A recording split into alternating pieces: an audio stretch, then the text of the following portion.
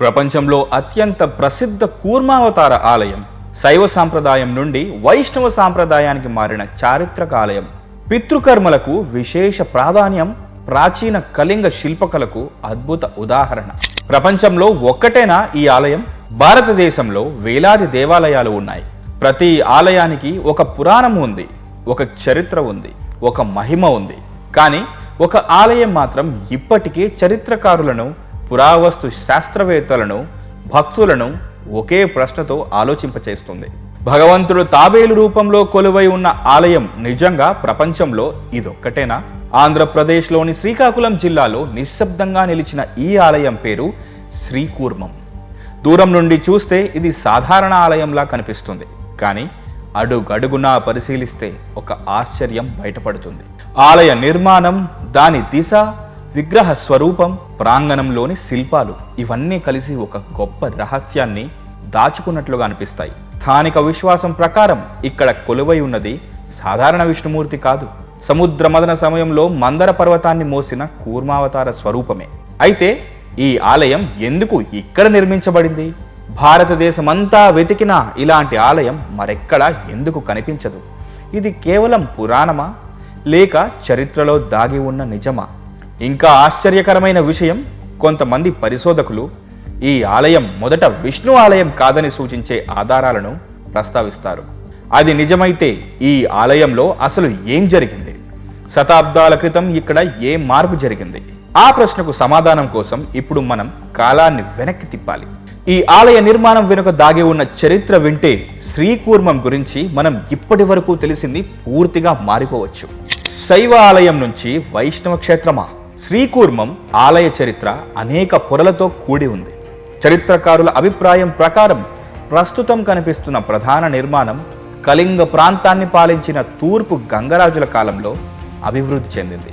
ఆలయంలో కనిపించే శిల్పకళ, రాతి నిర్మాణం, గోడలపై చెక్కిన అలంకరణలు ఆ కాలపు కళా వైభవాన్ని ప్రతిబింబిస్తాయి. అయితే ఇక్కడే కథ ఒక ఆసక్తికరమైన మలుపు తిరుగుతుంది. కొన్ని చారిత్రక పరిశోధనలు, అలాగే ఆలయ సాంప్రదాయాల్లో ఉన్న వివరాల ప్రకారం ఈ క్షేత్రం ఒక దశలో శైవ ఆరాధనతో సంబంధం కలిగి ఉండి ఆ తరువాత వైష్ణవ సాంప్రదాయంలో ప్రముఖ క్షేత్రంగా రూపాంతరం చెందిందని భావిస్తారు. ఈ పరిణామంతో రామానుజాచార్య పేరు కూడా అనుసంధానమై ఉంటుంది. స్థానిక సాంప్రదాయం ప్రకారం ఆయన ఈ ప్రాంతాన్ని సందర్శించి వైష్ణవ ఆరాధనా విధానాన్ని బలపరిచారని చెప్తారు. అయితే ఈ కథలోని కొన్ని అంశాలు ఆలయ సాంప్రదాయాలపై ఆధారపడినవి. వాటి ప్రతి వివరానికి స్వతంత్ర చారిత్రక నిర్ధారణ అందుబాటులో ప్రస్తుతానికి లేదు. ఇక్కడ చరిత్ర మరియు విశ్వాసం కలిసిపోతాయి. అందుకే ఈ ఆలయం పరిశోధకులకు కూడా ఆసక్తికరమైన అధ్యయన అంశంగా మారింది. ఇంకా ఒక విశేషం, గర్భగుడిలోని శ్రీ కూర్మనాథ స్వామి విగ్రహం సాధారణంగా మనం చూసే విష్ణుమూర్తిలా నిలువుగా ఉండదు. తాబేలు ఆకారాన్ని ప్రతిబింబించే విధంగా ప్రత్యేక స్వరూపంలో ఉంటుంది. ఈ రూపం వెనుక ఉన్న సందేశం ఏమిటి? ఇది కేవలం కూర్మావతారాన్ని సూచించే శిల్పకళ, లేక భూమి, స్థిరత్వం, సృష్టి గురించి ప్రాచీన భారతీయుల లోతైన తాత్విక ఆలోచనకు ప్రతీక? ఈ ప్రశ్నకు సమాధానం తెలుసుకోవాలంటే ఈ ఆలయంలో శతాబ్దాలుగా ప్రజలను ఆశ్చర్యపరుస్తున్న మొదటి రహస్యాన్ని తెలుసుకోవాలి. ఆలయంలో కనిపించే ఒక ప్రత్యేక నిర్మాణం ఇప్పటికీ సందర్శకులను ఆగి మరోసారి తిరిగి చూసేలా చేస్తుంది. అది ఏమిటి? అదే ఇప్పుడు తెలుసుకుందాం. ఆలయాన్ని తాబేలు ఆకారంలో ఎందుకు నిర్మించారు? ఒకసారి ఆలయాన్ని పైనుంచి పరిశీలిస్తే సాధారణంగా కనిపించే ఈ నిర్మాణంలో ఒక అద్భుతమైన విశేషం దాగి ఉందని తెలుస్తుంది. స్థానిక సాంప్రదాయం ప్రకారం ఆలయ ప్రణాళిక కూర్మావతారాన్ని ప్రతిబింబించేలా రూపొందించబడిందని చెప్తారు. ముందు భాగం తల, మధ్య భాగం శరీరం, వెనుక భాగం తోకను సూచించే విధంగా నిర్మాణం కనిపిస్తుందని ఆలయాన్ని అధ్యయనం చేసిన కొందరు పరిశోధకులు కూడా ప్రస్తావించారు. అయితే ఇది పూర్తిగా శిల్పుల కళాత్మక ఆలోచన మాత్రమేనా, లేక దీని వెనుక మరింత లోతైన ఆధ్యాత్మిక సందేశం ఏమైనా ఉందా? హిందూ తత్వశాస్త్రంలో కూర్మం అంటే కేవలం తాబేలు మాత్రమే కాదు. అది స్థిరత్వానికి, సహనానికి, విశ్వాన్ని మోయగల శక్తికి ప్రతీక. ఆలయ పురాణం ప్రకారం దేవతలు మరియు అసురులు అమృతాన్ని పొందేందుకు సముద్రాన్ని మదించినప్పుడు మందర పర్వతం సముద్రంలో మునిగిపోకుండా ఉండేందుకు మహావిష్ణువు కూర్మావతారం ధరించి దానిని తన వీపుపై మోశాడు. ఆ సంఘటనను సముద్ర మదనంగా వర్ణిస్తారు. చరిత్రకారులు మాత్రం దీనిని ఆధ్యాత్మిక ప్రతీకగా కూడా విశ్లేషిస్తారు. వారి అభిప్రాయం ప్రకారం సముద్రం అంటే మనస్సు, మందర పర్వతం అంటే ప్రయత్నం, కూర్మం అంటే స్థిరమైన ఆధారం. ఇలాంటి తాత్విక భావనలను ఆలయ నిర్మాణంలో ప్రతిబింబించే ప్రయత్నం జరిగి ఉండవచ్చు అని కొందరు పరిశోధకులు సూచిస్తారు. ఇక్కడ మరో విశేషం కూడా ఉంది. గర్భగుడిలోకి ప్రవేశించే కొద్దీ వెలుతురు తగ్గిపోతుంది. బయటి ప్రపంచం నుంచి మనసు క్రమంగా అంతర్ముఖంగా మారేలా నిర్మాణం ఉందని కొందరు వాస్తుశిల్ప నిపుణులు అభిప్రాయపడుతున్నారు. ఇది కేవలం యాదృచ్ఛికమా, లేక భక్తుడు దేవుని ముందు నిలిచేలోపు అంతర్ముఖ ప్రయాణం చేయాలనే ఉద్దేశంతో రూపొందించిన ఆధ్యాత్మిక రూపకల్పనమా? ఈ ప్రశ్నకు ఖచ్చితమైన సమాధానం లేకపోయినా ఆలయ నిర్మాణం వెనుక ఉన్న ఆలోచన సాధారణం కాదని మాత్రం స్పష్టమవుతుంది. ఈ ఆలయంలోని అత్యంత ఆసక్తికరమైన విషయం ఇంకా మిగిలే ఉంది. శతాబ్దాలుగా ఇక్కడ జరుగుతున్న ఒక సాంప్రదాయం ఈ క్షేత్రాన్ని దేశంలోని అనేక వైష్ణవ ఆలయాల నుంచి పూర్తి భిన్నంగా నిలబెడుతోంది. శ్రీకూర్మంలో భక్తులు దర్శనం కోసం మాత్రమే రారు, తమ పూర్వీకులను స్మరించడానికి కూడా వస్తారు. ఈ సాంప్రదాయం ఎలా ప్రారంభమైంది? పితృకర్మల రహస్యం మరియు మర్చిపోయిన చరిత్ర. భారతదేశంలో పితృకర్మలు నిర్వహించే ప్రసిద్ధ క్షేత్రాలు అనగానే చాలా మందికి వెంటనే ఇతర పుణ్యక్షేత్రాలు చాలా గుర్తుకు వస్తాయి. కానీ ఆంధ్రప్రదేశ్లోని శ్రీకూర్మం కూడా అలాంటి విశిష్ట స్థానాన్ని సంపాదించింది. స్థానిక విశ్వాసం ప్రకారం ఇక్కడ పితృదేవతలకు చేసే తర్పణం, శ్రాద్ధాది కర్మలు ప్రత్యేక ఫలితాన్ని ఇస్తాయని నమ్ముతారు. ఈ విశ్వాసంతో ప్రతి సంవత్సరం వేలాది కుటుంబాలు ఇక్కడికి వస్తూ ఉంటాయి. అయితే ఈ సాంప్రదాయం ఎప్పుడు ప్రారంభమైంది? దీనికి చారిత్రక ఆధారాలు ఏమిటి? దీనిపై స్పష్టమైన శాసన ఆధారాలు పరిమితంగానే ఉన్నాయి. అయినప్పటికీ శతాబ్దాలుగా కొనసాగుతున్న ఆలయ ఆచారాలు ఈ సాంప్రదాయానికి గొప్ప సాంస్కృతిక ప్రాధాన్యాన్ని చూపిస్తున్నాయి. ఇక్కడ మరో ఆసక్తికరమైన విషయం కూడా ఉంది. ఆలయ ప్రాంగణంలో కనిపించే కొన్ని శిల్పాలు, కొన్ని శాసనాలు కళింగ, చోళ, గంగరాజ వంశాల ప్రభావాన్ని గుర్తు చేస్తాయి. ప్రతి రాజవంశం ఈ ఆలయానికి ఏదో ఒక రూపంలో సేవలందించింది. అందుకే ఈ ఆలయం ఒకే కాలానికి చెందినది కాదు. ఇది అనేక శతాబ్దాల చరిత్రను తనలో దాచుకున్న జీవంతమైన వారసత్వం. ఇంకా ఆలయ గోడలపై కనిపించే దేవతా శిల్పాలు, గంధర్వులు, నాగాలు, పుష్పాల అలంకరణలు కేవలం అలంకరణలు మాత్రమే కావు. అవి అప్పటి సమాజం ఆధ్యాత్మిక దృక్పథం, కళాత్మక నైపుణ్యానికి నిశ్శబ్ద సాక్ష్యాలు. ప్రతి రాతిలో ఒక కథ ఉంది, ప్రతి శిల్పంలో ఒక సందేశం ఉంది. కానీ వాటిని చదవగలిగేవారు చాలా తక్కువ. శతాబ్దాలు గడిచిన ఆ రాళ్ళు ఇంకా మాట్లాడుతూనే ఉన్నాయి. వాటి భాషను అర్థం చేసుకోవడమే అసలు సవాలు. అయితే చరిత్ర, శిల్పకళ కంటే కూడా భక్తులను ఎక్కువగా ఆకర్షించేది మరో అంశం ఉంది. అదే ఈ ఆలయంలో జరుగుతాయని భక్తులు చెప్పే అద్భుత అనుభవాలు. వాటిలో కొన్ని విశ్వాసానికి సంబంధించినవైతే మరికొన్ని మనసును ఆలోచింపజేసే కథలు. అవి నిజంగా ఏమిటి? శాస్త్రం ఒకటి చెబుతోంది, భక్తి మరొకటి చెబుతోంది. ఈ రెండిటి మధ్య శ్రీకూర్మంలో వినిపించే అద్భుత అనుభవాలు ఇప్పుడు ప్రారంభమవుతున్నాయి. భక్తులు చెప్పే మహిమలు, విశ్వాసం వెనుక ఉన్న అనుభవాలు. చరిత్ర, శిల్పకళ, పురాణం ఇవన్నీ ఒక ఆలయానికి గొప్పతనాన్ని తీసుకొస్తాయి. కానీ భక్తుడిని మళ్ళీ మళ్ళీ అదే క్షేత్రానికి తీసుకువచ్చేది మాత్రం ఒకటే, అదే విశ్వాసం. శ్రీకూర్మంలో కూడా అలాంటి విశ్వాస కథలు ఎన్నో వినిపిస్తాయి.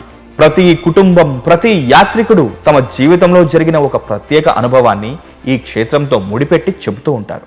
స్థానిక విశ్వాసం ప్రకారం సంతానం కోసం ప్రార్థించిన దంపతులు, కుటుంబ సమస్యల నుంచి విముక్తి కోరుకున్నవారు, దీర్ఘకాలంగా నిలిచిపోయిన పనులు పూర్తి కావాలని మొక్కుకున్నవారు శ్రీ కూర్మనాథ స్వామిని భక్తితో దర్శించుకొని తమ కోరికలు నెరవేరాయని చెబుతూ ఉంటారు.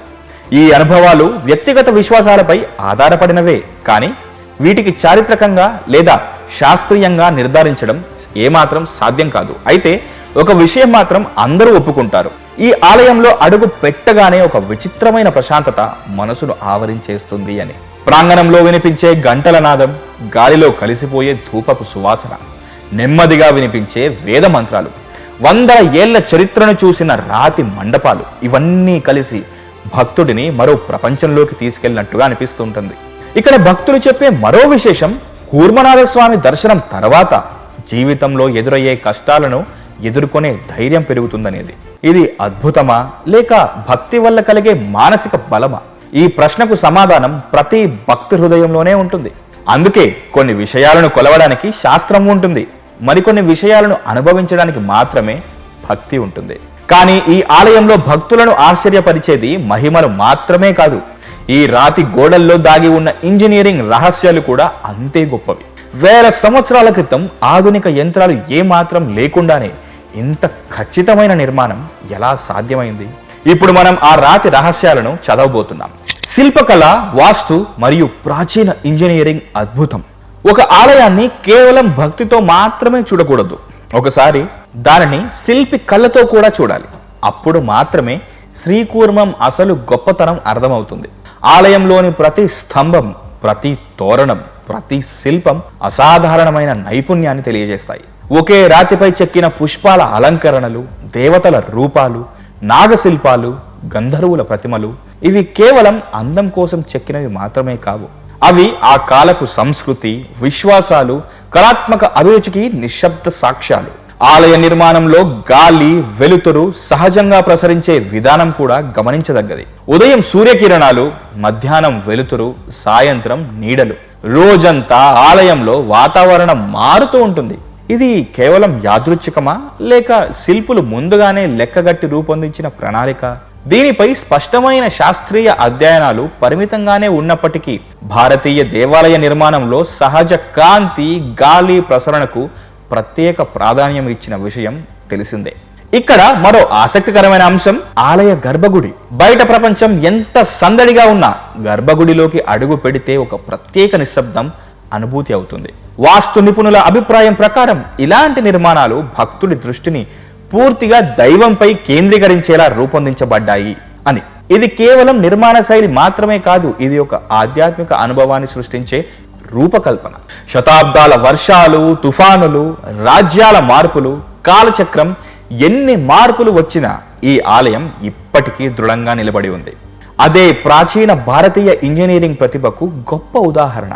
అయితే ఈ ఆలయ వైభవాన్ని పూర్తిగా అర్థం చేసుకోవాలంటే దాని ఉత్సవాలను, అక్కడి జీవంతమైన సాంప్రదాయాలను, భక్తుల అనుభవాలను కూడా చూడాలి.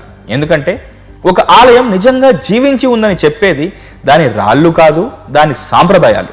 ప్రతి సంవత్సరం వేలాది మంది భక్తులను ఆకర్షించే శ్రీకూర్మం ఉత్సవాల్లో దాగి ఉన్న ఆధ్యాత్మిక అనుభూతి ఏమిటి? చివరి భాగంలో ఆ రహస్యం తెలుసుకుందాం. శతాబ్దాలుగా కొనసాగుతున్న అరుదైన సాంప్రదాయాలు. ఒక దేవాలయ మహిమను అర్థం చేసుకోవాలంటే అక్కడి రాతి గోడలను మాత్రమే కాదు, శతాబ్దాలుగా మారకుండా కొనసాగుతున్న సాంప్రదాయాలను కూడా చూడాలి. శ్రీకూర్మం అలాంటి జీవంతమైన సాంప్రదాయాలకు నిలయంగా నిలిచింది. ఉదయం మొదటి సూర్యకిరణాలు ఆలయ గోపురాన్ని తాకగానే మంత్రోచ్చరణల మధ్య నిత్యారాధనలు ప్రారంభమవుతాయి. శంఖనాదం, ఘంటానాదం, వేదఘోష ఆలయ ప్రాంగణాన్ని ఒక ఆధ్యాత్మిక ప్రపంచంగా మార్చేస్తాయి. సంవత్సరం పొడవునా భక్తులు వస్తూనే ఉంటారు. కానీ కొన్ని పర్వదినాల్లో ఈ క్షేత్రం పూర్తిగా భక్తులతో నిండిపోతుంది.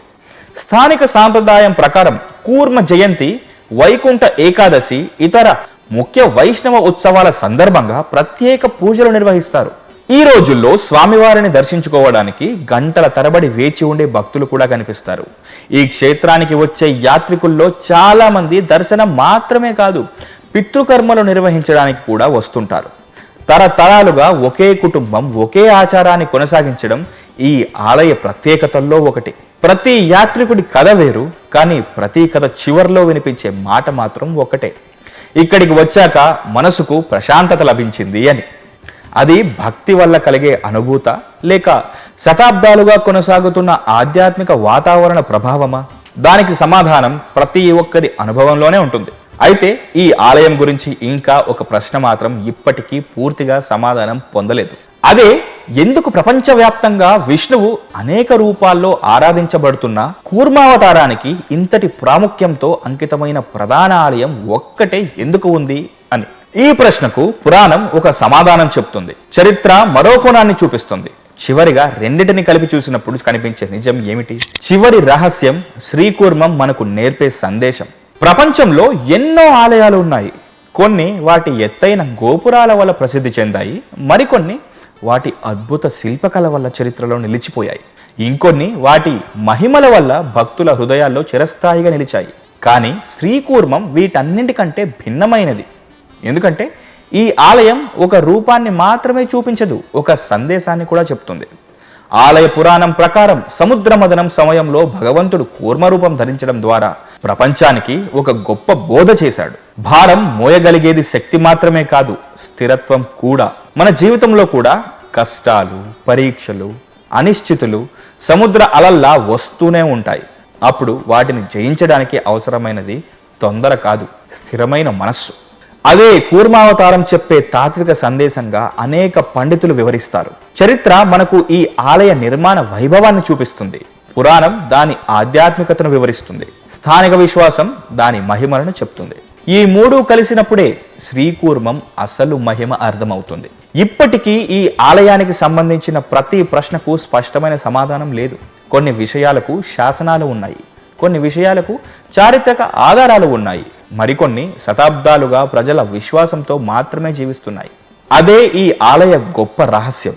కొన్ని రహస్యాలు పూర్తిగా ఛేదించబడడానికి కాదు, భక్తితో అనుభవించడానికి మాత్రమే. ఒకసారి ఈ క్షేత్రాన్ని సందర్శిస్తే మీరు కేవలం ఒక ఆలయాన్ని చూసిన భావనతో తిరిగిరారు. వేల సంవత్సరాల చరిత్రను, అద్భుతమైన శిల్పకళను, గొప్ప తాత్విక సందేశాన్ని మరియు మనసుకు ఒక ప్రశాంతతను వెంట తీసుకుని వెళ్తారు. బహుశా అదే శ్రీకూర్మం యొక్క నిజమైన మహిమ.